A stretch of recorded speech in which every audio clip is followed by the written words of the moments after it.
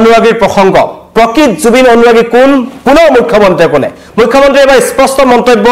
মিয়া মুছলমানসকল জুবিন গাৰ্গৰ মিছা অনুৰাগী তেওঁলোক প্ৰকৃত অনুৰাগী নহয় প্ৰকৃত অসমীয়া মানুহসকলহে জুবিনৰ প্ৰকৃত অনুৰাগী বিজেপি কৰ্মীসকলে প্ৰকৃত অনুৰাগী জুবিন গাৰ্গৰ এই ধৰণৰ মন্তব্য আহিছে আৰু ৰৈ বিনালে সন্দৰ্ভত মুখ্যমন্ত্ৰীয়ে মন্তব্য কৰিছে যে বিজেপিৰ সদস্যসকল জুবিনৰ প্ৰকৃত অনুৰাগী মিয়া মুছলমানসকল জুবিনৰ মিছা অনুৰাগী মানে জুবিন ক্ষেত্ৰত বিগত কিছুদিন ধৰি এই আৰম্ভণিৰ পৰা একাংশই যি উদ্ভণ্ডালি কৰিছে বা একাংশই ৰাজনীতি কৰিবলৈ চেষ্টা কৰিছে তাৰ কাৰণে বিৰোধীৰ অখিল গগৈক টাৰ্গেট কৰি লৈছে আৰু কৈছে একাংশ মিয়া লোকক অখিল গগৈয়ে জুবিন ক্ষেত্ৰত পৰিৱেশ বিনষ্ট কৰিবলৈ পঠাই দিছে আৰু ইলেকশ্যনলৈকে তেওঁলোক তাতেই থাকিব এই ধৰণৰ মন্তব্য আহিছে আৰু লগতে এই ছবিখনক লৈ এটা মন্তব্য কৰিছে প্ৰথমতে ৰাইজ তাৰ পিছত ৰজা সিনেমাখন চাবলৈ যোৱাক লৈ এটা মন্তব্য কৰিছে জুবিন ৰাইজৰ সম্পত্তি ৰাইজে প্ৰথম সিনেমাখন চাব ৰজা শেষ লাইনত থিয় হ'বলৈ শিকিব লাগিব মানে যিখন ৰজা ঘৰীয়া যি মন্ত্ৰী বিধায়ক আছে তেওঁলোকক পিছত চাবলৈ কৈছে কিছু সংখ্যক নেতাই সিনেমা চাবলৈ গৈ ৰাইজক কষ্ট দিলে হয়তো অসম গণ পৰিষদৰ যিসকল লোক কালি গোল সিনেমা হললৈ গৈছিল নাৰেংগী ছবিগৃহটো বুক কৰি লৈছিল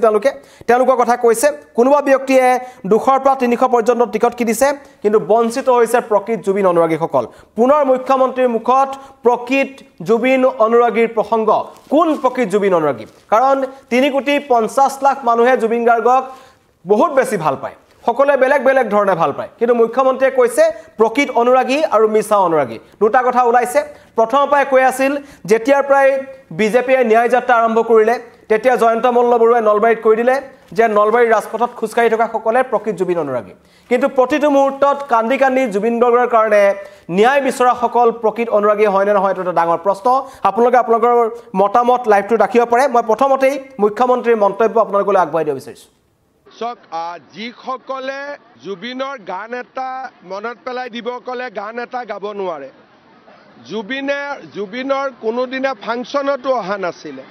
তেনেকুৱা এছাম মানুহক কংগ্ৰেছ অখিল গগৈয়ে সমাধিস্থললৈ লৈ আহে তাৰ ফলত প্ৰকৃত অনুৰাগীসকলে তাত প্ৰৱেশ কৰাত কষ্ট পায় আজি বিশেষকৈ মিয়া সমাজৰ এছাম মানুহে অযথা গধূলি তেওঁলোকে জুবিনৰ সমাধিত আহি জুবিনক কষ্ট দিয়া কামটো কৰি থাকে কাৰণ জুবিনৰ যদি হুৰ হুৰাই দিয়ে গানটো মনত পেলাই বা জুবিনৰ যদি ইণ্টাৰভিউটো আপোনালোকে দেখিব তেওঁ কিমান দুখ কৰিছিল যে অসমত কিমান মিয়া সোমালে বুলি আজি কংগ্ৰেছে জুবিনক ৰাজনৈতিক উদ্দেশ্যত ব্যৱহাৰ কৰিব খুজিছে বিজেপিয়ে প্ৰতিটো পদক্ষেপতে জুবিনে যাতে প্ৰকৃত সন্মান পায় তাৰ বাবে চেষ্টা কৰিছে এপ্ৰিলত ইলেকশ্যন হৈ যোৱাৰ পিছত ডুপ্লিকেট জুবিনৰ অনুৰাগীবিলাক নোহোৱা হৈ যাব এই যিটো কাম চলি আছে অকল ইলেকশ্যনৰ কাৰণে যিদিনাখনে ইলেকশ্যন শেষ হ'ব ডুপ্লিকেট অনুৰাগীবিলাক নোহোৱা হ'ব আৰু প্ৰকৃত অনুৰাগীবিলাক সদায়ৰ কাৰণে থাকি যাব যেনেকৈ ভূপেন হাজৰিকাৰ লগত আছে জ্যোতিপ্ৰসাদ বিষ্ণু ৰাভাৰ লগত আছে তেনেকৈ জুবিন গাৰ্গৰ লগতো থাকি যাব ইলেকশ্যনলৈকে ডুপ্লিকেটবিলাক থাকিবই আপুনি ৰখাব গ'লে আৰু তেওঁলোকে বেছিকৈ জুবিনৰ সমৰ্থক হৈ পৰে যদি আপোনালোকে তেওঁ খুদে জুবিনৰ গান এটা গাচোন নাম এটা কচোন একো ক'ব নোৱাৰে মুখ্যমন্ত্ৰীৰ স্পষ্ট অভিযোগ অখিল গগৈ আৰু কংগ্ৰেছে জুবিন গাৰ্গক ব্যৱহাৰ কৰিছে ৰাজনীতি কৰিবৰ কাৰণে আৰু জুবিন ক্ষেত্ৰলৈ যিসমূহ সন্দেহযুক্ত নাগৰিক বুলি কৈছে একাংশ গৈছে উদ্ভণ্ডালি কৰিছে জাষ্টিছ ফৰ জুবিন গাৰ্গৰ ধ্বনি দিছে কিছুদিন পূৰ্বে আমি তাত ৰাজনৈতিক শ্লোগান দিয়া দেখা পাইছিলোঁ মুখ্যমন্ত্ৰীৰ মতে কংগ্ৰেছ আৰু অখিল গগৈ সেই লোকসকলক সোণাপুৰৰ জুবিন ক্ষেত্ৰলৈ লৈ গৈছে আৰু জুবিন ক্ষেত্ৰৰ পৰিৱেশ বিনষ্ট কৰিছে আৰু তাৰ কাৰণে প্ৰকৃত জুবিন অনুৰাগীসকলো বদনাম হৈছে বুলি তেওঁ মন্তব্য কৰিছে আৰু এইসকল লোক যোনবোৰ জুবিন ক্ষেত্ৰলৈ গৈছে যোনে ৰাজনীতিকৰণ কৰিব বিচাৰিছে ৰাজনৈতিক শ্লোগান দিছে তেওঁলোকৰ মুখ্যমন্ত্ৰীৰ অভিযোগ এইটো আমি কোৱা নাই মুখ্যমন্ত্ৰীয়ে কৈছে তেওঁলোক সকলো হৈছে অখিল গগৈৰ মানুহ কংগ্ৰেছৰ মানুহ তেওঁলোকক কংগ্ৰেছ আৰু অখিল গগৈয়ে জুবিন গাৰ্গক লৈ ৰাজনীতি কৰিছে বুলি মুখ্যমন্ত্ৰীয়ে মন্তব্য কৰিছে আৰু বিজেপিয়ে ৰাজনীতি নকৰা বুলি মুখ্যমন্ত্ৰীয়ে মন্তব্য কৰিছে আৰু কি কাৰণত কি কাৰণত তেওঁলোকে এনেকুৱা ধৰণৰ কাম কৰিব বিচাৰিছে সেয়া মুখ্যমন্ত্ৰী আপোনালোকৰ সন্মুখত স্পষ্ট কৰি দিলে কোনো কালে জুবিন গাৰ্গৰ গীত শুনা নাই বুলি তেওঁলোকে মুখ্যমন্ত্ৰী অভিযোগ উত্থাপন কৰিছে কোনোদিন জুবিন গাৰ্গৰ অনুষ্ঠান চাবলৈ নোযোৱা একাংশ মানুহ জুবিন ক্ষেত্ৰলৈ আহিছে বুলি মুখ্যমন্ত্ৰীয়ে মন্তব্য কৰিছে কিন্তু তাৰ পাছতো মানুহে কৈ আছে যে প্ৰকৃত জুবিন অনুৰাগী আৰু মিছা জুবিন অনুৰাগী মুন বৰাই লিখিছে আমিবোৰ জুবিনদাৰ অনুৰাগী নহয় নেকি আমি কোন হয় তেনেকুৱা ধৰণৰ প্ৰশ্ন কৰিছে মুন বৰাই আপোনালোকৰ মন্তব্য আপোনালোকে ৰাখিব পাৰে মই ল'বলৈ চেষ্টা কৰিম কিন্তু মুখ্যমন্ত্ৰীয়ে যেটো কথা ক'লে প্ৰকৃত জুবিন অনুৰাগী তাক লৈ কিন্তু মানুহৰ বিভিন্ন ধৰণৰ মত আছে সকলোৱে এই কথাটো মানি ল'ব বিচৰা নাই খণ্ডযুক্ত নাগৰিকৰ ক্ষেত্ৰত মুখ্যমন্ত্ৰীয়ে যেটো কথা কৈছে হেতু তেওঁলোকৰ তাত নিৰাপত্তা আৰক্ষী আছে তেওঁলোকে সকলো ভূমিকা গ্ৰহণ কৰিব সিসিটিভি ব্যৱস্থা কৰক যদি তৃতীয় পক্ষ সোমাইছে কিন্তু লাখ লাখ জুবিন গাৰ্গৰ অনুৰাগী আছে কেৱল বিজেপি কৰ্মীসকলেই জুবিন গাৰ্গৰ অনুৰাগী নহয় এইটো কথা কিন্তু সোশ্যাল মিডিয়াত বহু লোকে লিখিছে আৰু মুখ্যমন্ত্ৰীয়ে এইটো কথা কৈ আছে যে বিজেপি কৰ্মীসকলহে জুবিনৰ প্ৰকৃত অনুৰাগী জয়ন্ত মল্লবুৰে প্ৰথমে কথাটো নলবাৰীত উত্থাপন কৰিছিল যেতিয়া ন্যায় যাত্ৰা আৰম্ভ কৰিলে তেতিয়া ক'লে যে পবিত্ৰ বাগিদাত আছিল দিলীপ শইকীয়া আছিল জ্যেষ্ঠ মন্ত্ৰী চন্দ্ৰমন পাটোৱাৰী আছিল আৰু লগত আছিল জয়ন্ত মল্লবৰুৱা আৰু তাত তেওঁলোকে ন্যায় যাত্ৰা ওলালে কাৰণ নলবাৰীৰ পৰা প্ৰথম ন্যায় যাত্ৰা আৰম্ভ কৰিছিল আমিও জুবিন অনুৰাগী এনেকুৱা ধৰণৰ তেওঁলোকে এটা শ্লোগান উলিয়াইছিল তাৰ পিছত এতিয়া যি পৰিবেশ দেখা পাইছো মুখ্যমন্ত্ৰীও জয়ন্ত মল্লবৰুৱাৰ মন্তব্যকে কৰিছে যে বিজেপি কৰ্মীসকলে জুবিনৰ প্ৰকৃত অনুৰাগী সঞ্জীৱ দত্তই মন্তব্য কৰিছে আপোনালোকে মন্তব্য ৰাখিব পাৰে আপোনালোকৰ মন্তব্য দিব পাৰে মুখ্যমন্ত্ৰীয়ে পুনৰ কৈছে মিয়া মুছলমানসকল জুবিনৰ মিছা অনুৰাগী যিসকলে সোণাপুৰৰ জুবিন ক্ষেত্ৰত গৈছে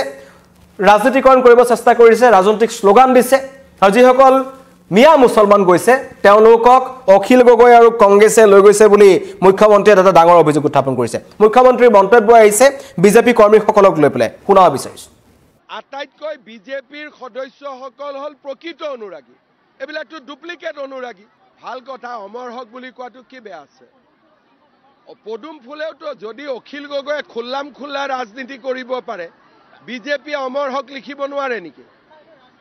ৰাজনীতি কেনেকৈ হ'ব বিজেপিৰ সদস্যসকলেতো জুবিনৰ অনুৰাগী আটাইতকৈ বিজেপিৰ সদস্যসকল হল প্ৰকৃত অনুৰাগী আৰু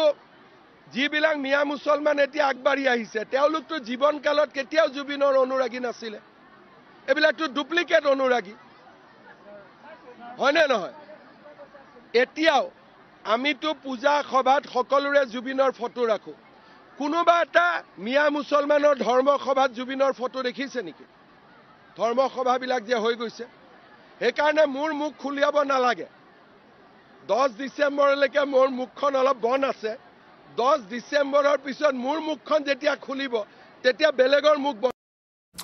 বিজেপি কৰ্মীসকল প্ৰকৃত অনুৰাগী জুবিন গাৰ্গৰ বাকিবোৰ ডুপ্লিকেট অনুৰাগী মুখ্যমন্ত্ৰীয়ে মন্তব্য কৰিলে আৰু এই যি মৰিগাঁৱত আমি কিছুদিন পূৰ্বে দেখিছিলো তাত পদুম ফুলৰ চিনৰ কাখত যিখন মৰিগাঁও নতুন উৰণ সেতু আছে তাৰ কাখত জুবিন গাৰ্গ অমৰ হক বুলি বিজেপিয়ে লিখিছিল আৰু সেই প্ৰসংগত সাংবাদিকে তেখেতক সুধিছিল যে বিজেপিয়ে যোন নিজৰ যেটো চিহ্ন আছে পদুম ফুলৰ কাখত জুবিন গাৰ্গ অমৰ হক বুলি লিখিছে যেটা মুখ্যমন্ত্ৰীয়ে মন্তব্য কৰিলে অখিল গগৈ যদি খুল্লা ৰাজনীতি কৰিব পাৰে জুবিন গাৰ্গৰ সমাধি ক্ষেত্ৰলৈ জুবিন ক্ষেত্ৰলৈ যদি একাংশ মিয়া মুছলমানক লৈ ৰাজনীতি কৰিব পাৰে তেন্তে আমি কিয় কৰিব নোৱাৰো মুখ্যমন্ত্ৰীয়ে মন্তব্য আহিছে কিন্তু মুখ্যমন্ত্ৰীয়ে জুবিনৰ প্ৰকৃত অনুৰাগী আৰু মিছা অনুৰাগী দুটা যি ব্যাখ্যা দাঙি ধৰিছে যে সংজ্ঞা দিছে যে কোন সকল জুবিনৰ প্ৰকৃত অনুৰাগী আপুনি মই প্ৰকৃত অনুৰাগী হয় নে নহয় মুখ্যমন্ত্ৰীয়ে কোৱা মতে আমি হয় নে নহয় নিজকে এবাৰ চাই ল'ব লাগিব নহলে হয়তো আপোনালোকো প্ৰকৃত অনুৰাগী খাইত নপৰিব পাৰে আৰু কৈছে মিয়া মুছলমানসকলৰ কথা কৈছে যিসকলে কোনোদিন জুবিন গাৰ্গৰ গীত শুনা নাই বুলি তেওঁ মন্তব্য কৰিছে কোনোদিন অনুষ্ঠান চাই পোৱা নাই তেনেকৈ একাংশ মানুহক লৈ অখিল গগৈ আৰু কংগ্ৰেছে ৰাজনীতি আৰম্ভ কৰিছে বুলি মুখ্যমন্ত্ৰীয়ে অভিযোগ উত্থাপন কৰিছে আৰু কৈছে জুবিন ক্ষেত্ৰত যি অপ্ৰীতিকৰ পৰিস্থিতিৰ সৃষ্টি হৈ আছে এছপি দিব লগা হ'ল চৰকাৰী নিৰ্দেশনা দিব লগা হ'ল হেতুক লৈ পেলাই এটা মন্তব্য কৰিছে যে এনেকুৱা পৰিস্থিতি প্ৰকৃত জুবিন অনুৰাগীয়ে কৰা নাই এইসকল ডুপ্লিকেট অনুৰাগী আছে তেওঁলোকক তালৈ একাংশ ৰাজনৈতিক দলে উদ্দেশ্য প্ৰণীতভাৱে লৈ গৈছে আৰু তেওঁলোকক নি তাত শ্লোগান দিয়াইছে যাতে পৰিস্থিতি বেয়া হয় যাতে এটা সংঘাতৰ আৰম্ভ হয় মুখ্যমন্ত্ৰী ভাষ্য আছিল এয়া আৰু বিশেষকৈ কংগ্ৰেছৰ বিৰুদ্ধে দীৰ্ঘদিনৰ পৰা জুবিন গাৰ্গক লৈ ৰাজনীতি কৰাৰ অভিযোগ উত্থাপন কৰিছে মুখ্যমন্ত্ৰীয়ে অখিল গগৈৰ কথাও কৈছে কিন্তু তাৰ মাজতেই মোৰ ইয়াত বহুতে কমেণ্টো কৰিছে সঞ্জীৱ দত্তই লিখিছে দিগন্ত বৰাই লিখিছে বসুমতাৰী পি ফাৰ্মাই লিখিছে মোহাম্মদ জিয়া উদ্দিনে লিখিছে আৰু নাছিৰ উদ্দিনে লিখিছে সকলোৱে জাষ্টিস ফৰ জুবিন দাক লিখিছে প্ৰশ্ন কৰিছে যে কি আমি প্ৰকৃত জুবিন অনুৰাগী হ'ব নোৱাৰো নেকি আমিতো 30-32 বছৰ জুবিন গাৰ্গৰ গান শুনিলো এনেকুৱা ধৰণৰ মন্তব্য কৰিছে কিন্তু তাৰ পাছতো মুখ্যমন্ত্ৰীয়ে যেটো যুক্তি দাঙি ধৰিছে তেওঁ কৈছে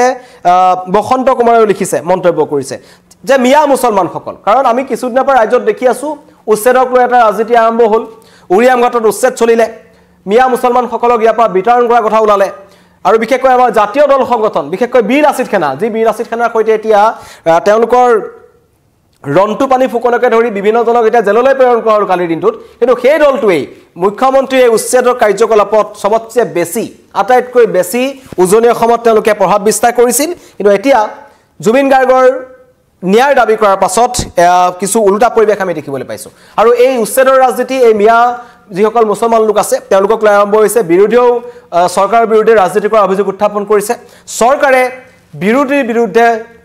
ৰাজনীতি কৰাৰ অভিযোগ উত্থাপন কৰিছে কিন্তু তাৰ মাজতে হঠাৎ অসমত এটা কোনোৱে নহবা ঘটনা সংঘটিত হৈ গ'ল জুবিন গাৰ্গ হঠাৎ নোহোৱা হ'ল